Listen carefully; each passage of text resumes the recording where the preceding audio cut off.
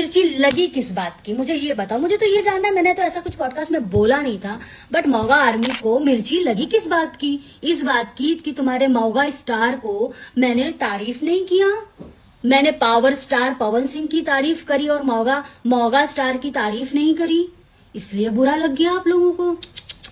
मुझे नहीं पता था इतना अटेंशन सीकर हैं आप लोग, या आपके प्रिय भैया हैं। वीडियो के माध्यम से आप लोग देखे कि अंजना सिंह किस तरह से बोलते हुए नजर आ रही है। वीडियो की स्किप मत कीजिएगा, लास्ट तक देखिएगा, आप लोग के विस्तार से बताने वाला हूँ। अंजना सिंह ने लाइव आकर जो कि खेसारी लाल के टीम के मौगा आर्मी के नाम से फेमस कर दी, और खेसारी के टीम जो कि अंजना सिंह के बूढ़ी चाची के नाम से फेमस कर रहे हैं, और इसी के वजह से विवाद अभी के टाइम में रुकने के कोई संभव ही नहीं है। अंजना सिंह के एक और आप लोग वीडियो देखिए, उसके बाद बात करने वाले हैं। पवन जी का गाना सुना है ना, हाथी चले बाजार तो कुत्ता भौ भौ करता है, मैं अपने मन की मालिक हूँ, मुझे घंटा फर्क न पड़ता है ना।